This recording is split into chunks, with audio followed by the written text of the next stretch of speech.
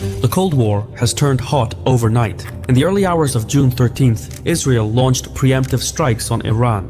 Multiple explosions were heard across Tehran, with online footage showing blasts lighting up the capital. But the fire that started in the city didn't stop there. Additional explosions occurred in Isfahan, Tabriz, Kermanshah, Hamadan, Qom, and Piranshah, cities that host nuclear, military, or strategic sites.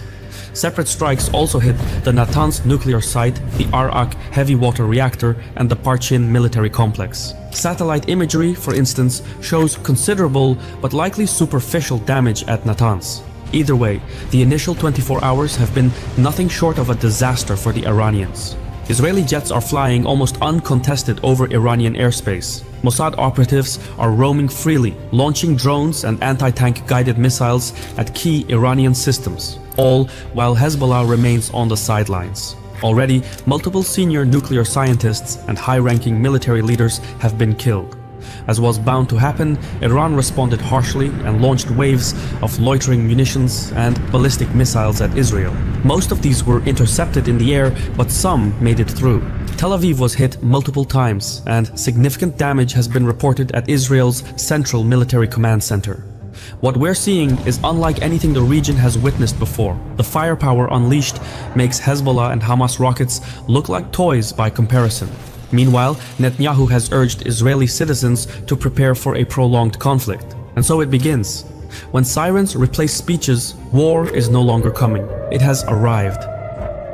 In the immediate aftermath, Iran launched more than 100 drones toward Israel and vowed further retaliation. For its part, America has chosen not to intervene. US Secretary of State Marco Rubio insists the US had no role in the attacks, while President Trump is urging Iran to make a deal or face even more brutal attacks. This may well be a good cop, bad cop negotiating tactic.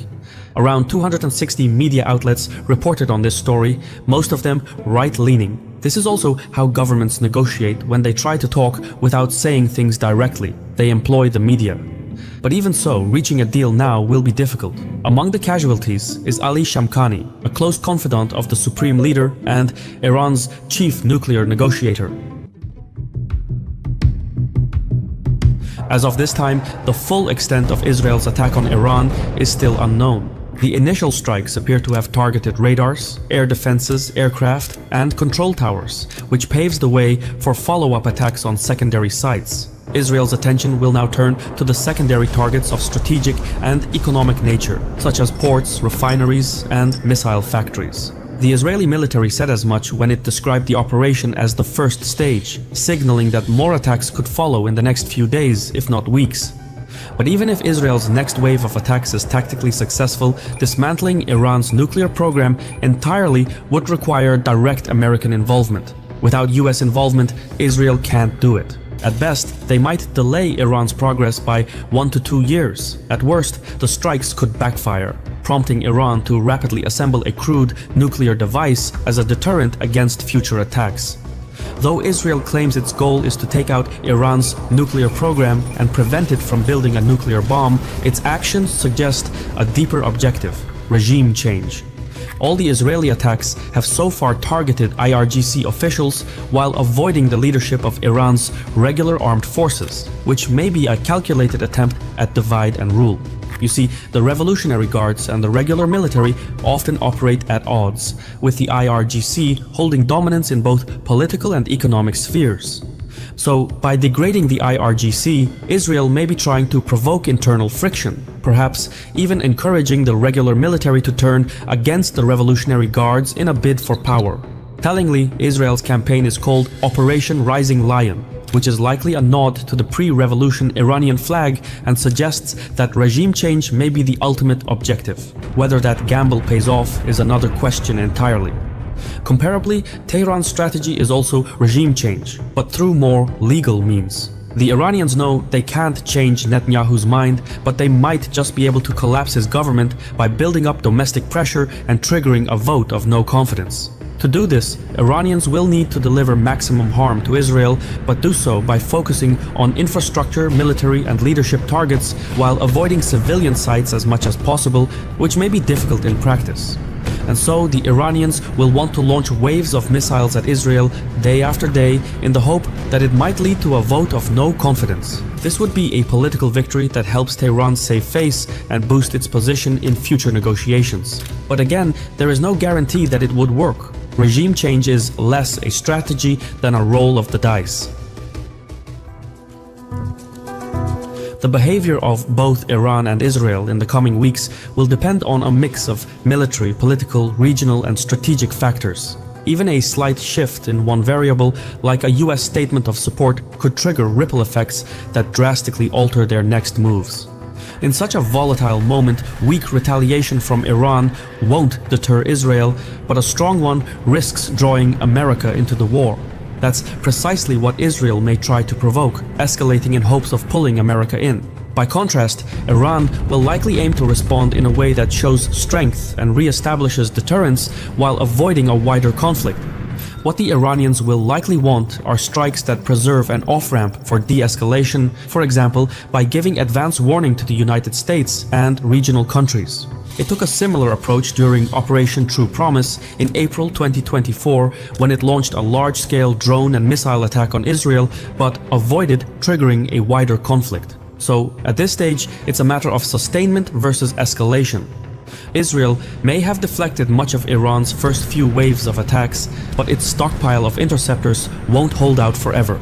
Iran can try to wear down Israeli defenses, fire enough missiles at enough targets, and some will inevitably get through.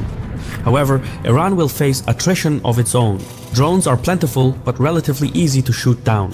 Ballistic missiles are far more destructive and harder to intercept, but they're not easily replaced. Iran is believed to have an arsenal of around 3,000 ballistic missiles. While not all have the range to reach Israel, enough could break through Israeli and US air defenses to inflict serious damage and force Netanyahu's political hand. So again, it comes down to a strategy of sustainment versus escalation. In years past, Iran wouldn't have relied solely on its missiles. Its first line of defense was its network of Arab proxies, specifically Hezbollah. But after a year of fighting with Israel, Hezbollah is now much weaker. Many of its leaders have been killed, and much of its hierarchy has been infiltrated by Mossad agents. Hezbollah still has a large missile and rocket arsenal, but using them now would be politically risky. The Lebanese government is struggling to rebuild and has warned Hezbollah not to drag the country into another war on Iran's behalf. Thus, Hezbollah is sitting this one out.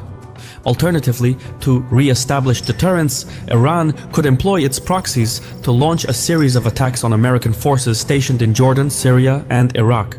At the same time, the Houthis in Yemen could launch missiles at Israel and possibly target remaining US naval ships in the Red Sea. However, this would be a terribly risky move.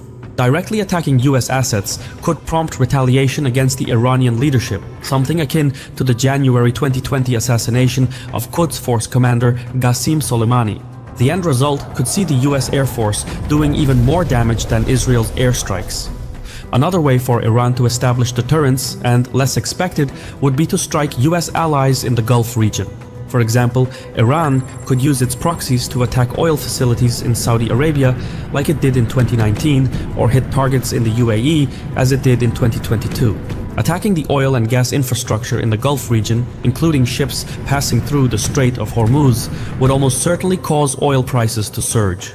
In such a scenario, Gulf leaders, who have pledged hundreds of billions in investments to the United States, would likely push Trump to rein in Israel and halt its attacks on Iran. There is no guarantee that it would work, but sometimes the shortest path to victory goes through someone else's backyard.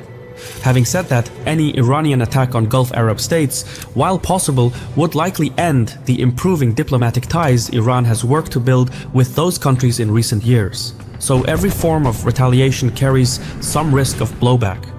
Yet, perhaps the strongest form of deterrence for Iran would be to conduct a nuclear test. It would signal to both Israel and the United States that Iran is no longer bluffing about its nuclear ambitions, but it would also provoke international outrage, trigger new sanctions, and deepen Iran's isolation. Still, if the Iranian government sees its survival at stake, the supreme leader may decide the cost is worth it. A nuclear test would force the Israelis and Americans to weigh the risk of turning a conventional conflict into a nuclear one. At the very least, Tehran may opt for a non-kinetic response, one that signals nuclear intent but keeps it ambiguous enough to avoid immediate escalation. Iranian officials have long warned they would leave the non-proliferation treaty if their nuclear program came under military attack. That moment may now be near. Overall, the course of both Israeli and Iranian actions in the coming weeks will depend on the scale and intensity of what each side does next. The longer the attacks continue and the more damage they inflict, the smaller the window for de-escalation. With every strike and counterstrike, controlling what comes next grows more difficult, because despite best efforts, precision strikes rarely end with precision outcomes.